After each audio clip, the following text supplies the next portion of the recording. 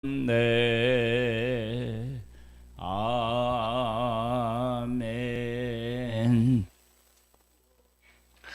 신명기 4장 말씀입니다.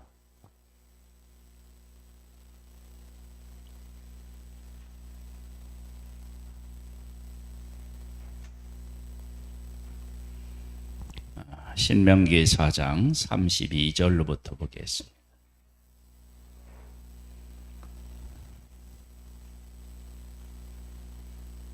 신명기 4장 32절로부터 봅니다. 32절입니다. 네가 있기 전 하나님이 사람을 세상에 창조하신 날부터 지금까지 진행한 날을 상고하여 보라. 하늘 이 끝에서 저 끝까지 이런 큰 일이 있었느냐? 이런 일을 들은 적이 있었느냐?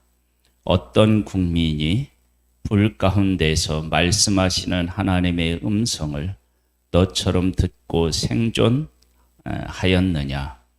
어떤 신이 와서 시험과 이적과 기사와 전쟁과 강한 손과 편팔과 크게 두려운 일로 한 민족을 다른 민족에게서 인도하여 낸 일이 있느냐? 이는 애굽에서 너희를 위하여 너희의 목전에서 행하신 일이라. 이것을 네게 나타내시면 여호와는 하나님이시요 그 외에 다른 신이 없음을 네게 알게 하려 하심이니라. 하나님께서 하나님의 백성에게 출애굽의 사건을 다시 해석해서 그들에게 말씀해 주고 계십니다. 출애굽 사건을 어떻게 하나님께서 설명하시느냐 그러면 세상이 있은 이후로 이런 일이 없었다라고 그렇게 말씀하십니다. 그러니까 이것을 성경에서 자주 나오는 말씀으로 대한다면 전무후무한 일이다. 이런 일은 없었다라고 하는 것을 분명히 하고 계십니다.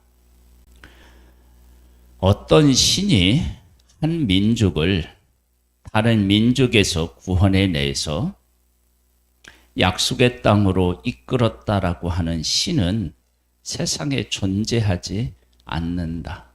그러니까 하나님께서는 하나님의 백성을 인도하실 때 어떤 신이 자기들이 만들어낸 신이지만 사람이 만들어낸 신이지만 그들이 신을 만들어낼 때 어떤 이유와 목적을 가지고 신을 만들어내겠죠.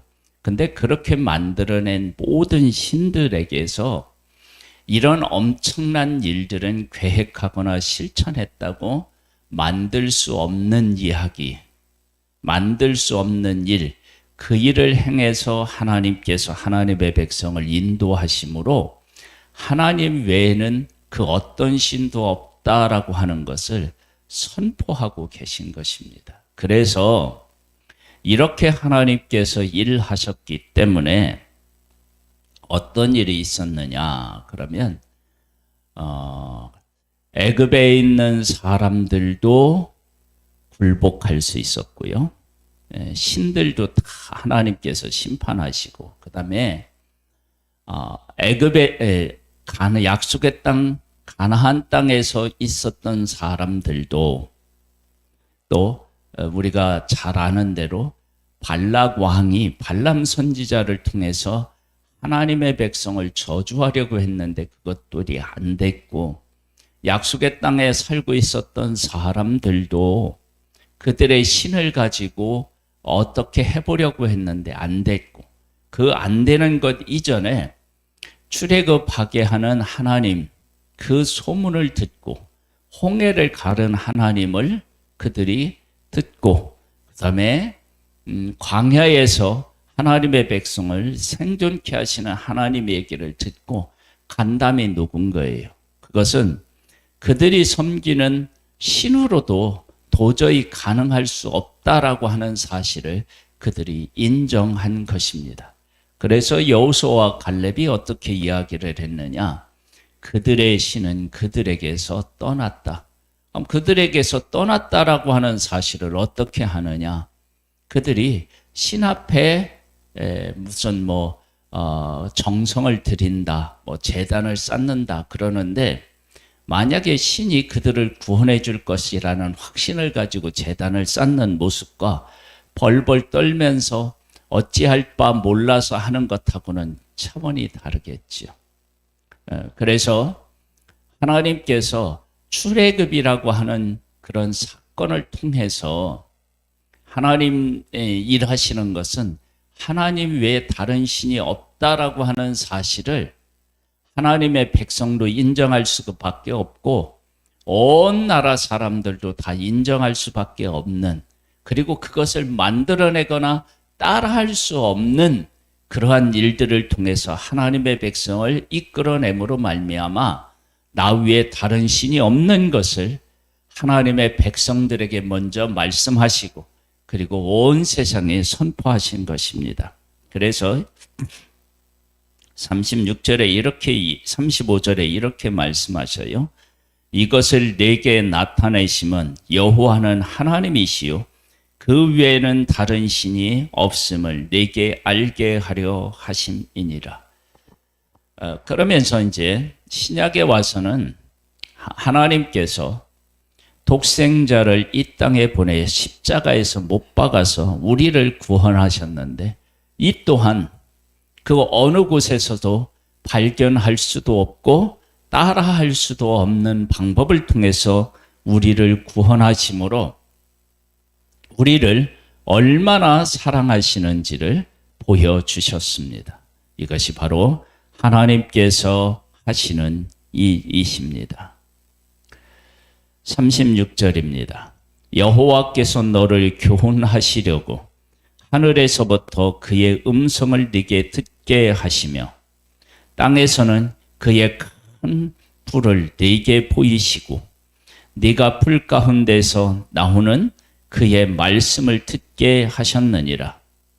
여호와께서 네 조상들을 사랑하신 고로 그 후손인 너를 택하시고 큰 권능으로 친히 인도하여 애굽에서 나오게 하시며 너보다 강대한 여러 민족을 네 앞에서 쫓아내고 너를 그들의 땅에서 인도하여 들여서 그것을 네게 기업으로 주려 하심이 오늘과 같으니라.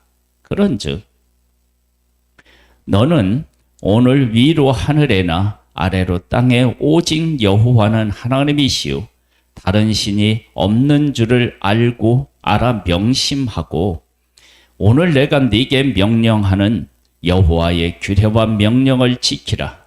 너와 네 후손이 복을 받아 네 하나님 여호와께서 네게 주시는 땅에서 한없이 오래 살리라. 아멘. 내가 너희들에게 율법을 주었는데 그 너희들에게 율법을 준 나는 어떤 존재냐? 이 세상 생긴 이후로부터 어떤 민족도 그러한 역사를 경험한 적도 없고, 그리고 어떤 신도 그렇게 한 일이 없다라고 하는 일을 너희들에게 행하여서 애굽에서 나왔고, 지금 이 신명계를 받을 때는 모압 평지인데요.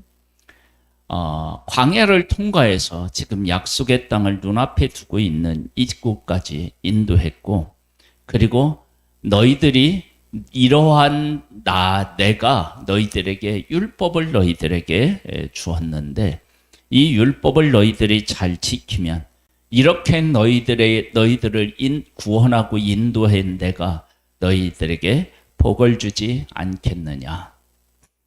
그렇게 말씀하십니다. 애굽이라고 하는 이 일은 단순하게 애굽에서 이들을 이끌어내서 광야를 통과해서 약속의 땅까지 들어보냈다. 그런 차원이 아니고 그 안에 하나님께서 하나님의 백성들에게 하시고자 하는 메시지가 있었다는 거예요. 그 메시지가 뭐냐? 나와 같은 신이 없는 줄을 내가 너희들에게 보여준 것이다. 그리고 너희들에게만 보여준 것이 아니라 온 나라에도 내가 보여줬다.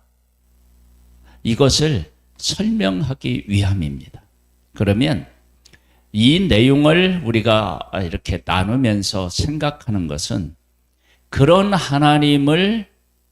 하나님께서는 보여주셨는데도 불구하고 광야에서 원망하고 그리고 가데스바냐에서 성벽이 크고 견고하고 그곳에 살고 있는 사람들이 장대하고 이런 것을 핑계 삼아서 들어갈 수 없다라고 이야기하는 것이 얼마나 하나님을 무시한 것이었느냐라고 하는 사실을 우리가 새롭게 새삼 깨닫게 됩니다.